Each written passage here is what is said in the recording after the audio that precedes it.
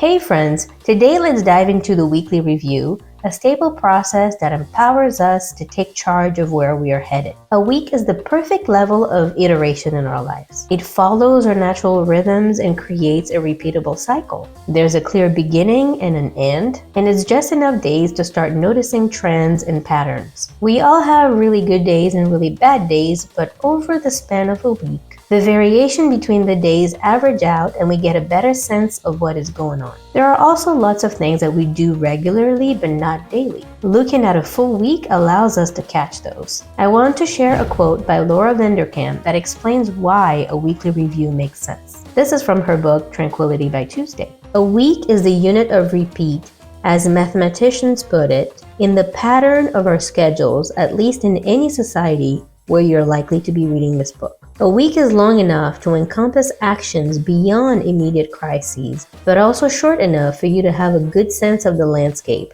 and to be able to commit to times and actions with a reasonable certainty. A weekly review gives you just enough time to make some measurable progress towards your goals, and yet the week is short enough that if you're headed in the wrong direction, you can pivot easily in the following week and get back on track. So when should you do your weekly review and how long should it take?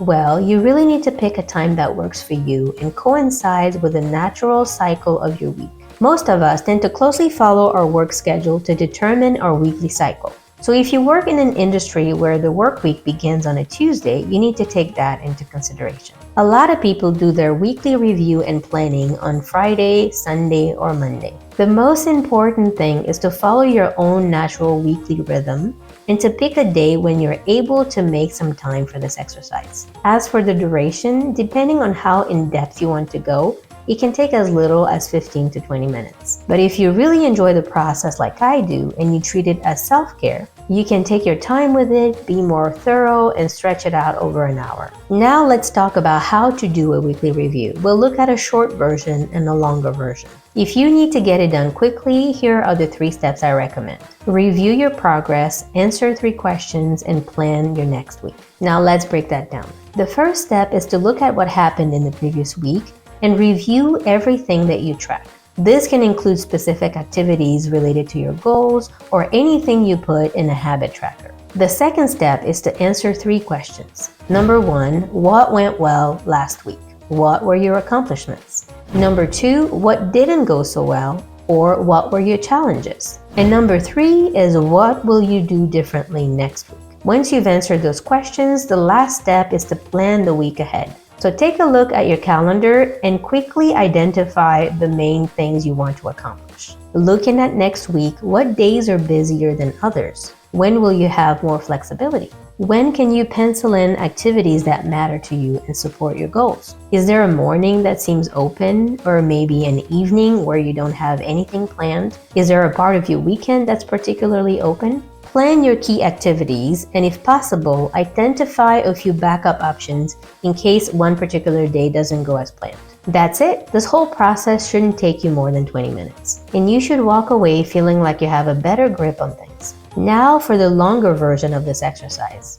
If you are not limited to 20 minutes or you would really like to take your time with it, let's add a few extra steps. The first step is the same as in the short version. Review your week's progress and look at the data that you track. The second step is to answer 5 questions. Number 1, what went well and what did you accomplish? Number 2, what did not go so well and what were your challenges? Number 3, what did you learn? This is a new question, and we are separating it from what will you do differently next week, because sometimes our lessons learned need to be implemented over a longer period of time than just 1 week.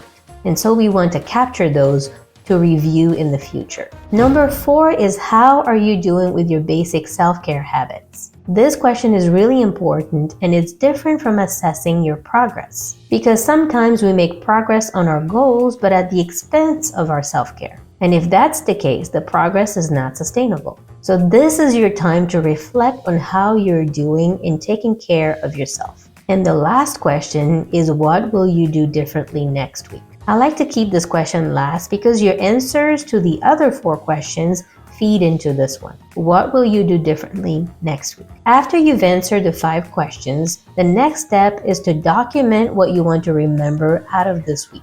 If you keep a running list of yearly accomplishments and lessons learned like I do, now is your time to add to those lists. This is also a good time to write notes to yourself that you want to remember. Some people like to write reminders to themselves on Post-it notes and put them around their computer screen or on the mirror. The next step is to take some time to reconnect with your larger goals and your bigger vision. On a daily or weekly basis, we have kind of a myopic view of what we need to do. It is helpful to occasionally zoom out and look at the bigger picture of what you are trying to accomplish. This is a good time to reconnect with your bigger why and think about creative ways you can pursue your end goal that you haven't yet tried.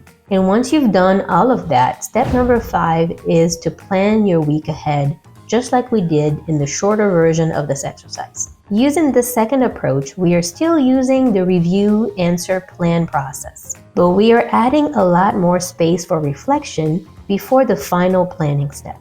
So take your time answering the 5 questions and reflecting on how things are going. This longer version can still be done under an hour. If you treat this session as self-care, you can further enhance the experience by lighting some candles, playing some soothing music in the background, getting yourself a cup of a hot beverage, sitting by a window, and adding all the elements that make you feel cozy and get you in a reflective mode. A weekly review session is a great way to be more intentional about what's happening in your life. I really enjoy this process because it allows me to check in with myself, zoom out of the daily grind, and connect to what really matters to me. I hope you enjoy the weekly review as much as I do. And if you don't, I hope you at least find it helpful. Take good care of yourself, and I'll see you in the next video.